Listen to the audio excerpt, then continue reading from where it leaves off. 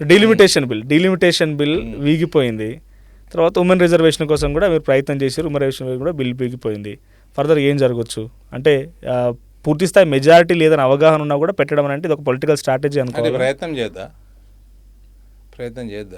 చేయాలి, బట్ వీగిపోయింది. ఇప్పుడు next further action అదే చేసినాము. అపోజిషన్ అడగాలి ఎందుకు వీగిపోయిన ఇచ్చారు అని. మేము ప్రయత్నం 300 ఓట్లు వచ్చినాయి దాదాపు.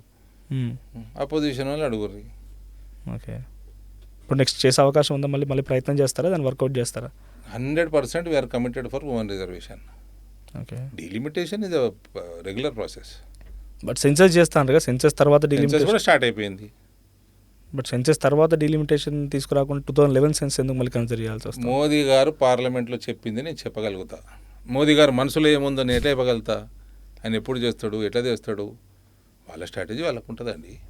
అంటే డెఫినెట్లీ వీఆర్ కమిటెడ్. ఆయన ఏదో పార్లమెంట్లో సబ్జెక్ట్ టు కరెక్షన్ మళ్ళీ తీసుకొస్తాము 29 లోపల అన్నట్టు. That is what I remember little bit. Okay, అంటే delimitation without census is a correct option అనుకుంటున్నారా మీరు? దక్షిణాది రాష్ట్రాలని ఉత్తరాది రాష్ట్రాలని డిఫరెన్సియేషన్స్ వస్తున్నాయి.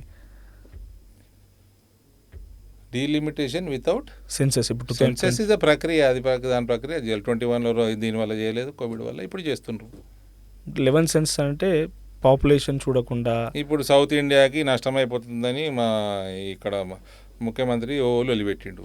మరి 50% అన్నీ పెంచుతున్నారు కదా. 50% మొత్తం కాశ్మీర్కి వెళ్ళి కన్యాకుమారి దాకా ప్రపోర్షనట్గా పెంచుతున్నారు. మరి ఎందుకు సపోర్ట్ చేయాలి? ఓవర్ నష్టం చేస్తున్నారు మరి ఇప్పుడు సౌత్కి.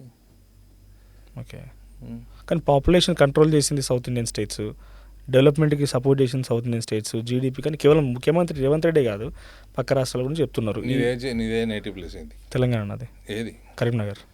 హైదరాబాద్ సంపాదన ఎక్కువ ఉంది, కరీంనగర్ పైసలు ఖర్చు పెట్టద్దా? పెట్టాల్సిందే. కానీ కొంత పాటించింది కదా, కరీంనగర్ స్మార్ట్ సిటీ అని అంటున్నారు, అక్కడ డెవలప్మెంట్ ఉంటుంది. దాన్ని డిఫరెన్షియేట్ చేయాలి కదా. ఏం స్మార్ట్ అయిందే కరీంనగర్? ఆయన ఏంది పోయిన ముఖ్యమంత్రి అన్నాడు, ఏందో ఎత్తన్నాడు, దాన్ని ప్యారిస్ చేస్తాడు. అయిందా? ఈ ఫిల్టర్ కట్టిరా, ఐ ఫిల్టర్ కట్టిరా.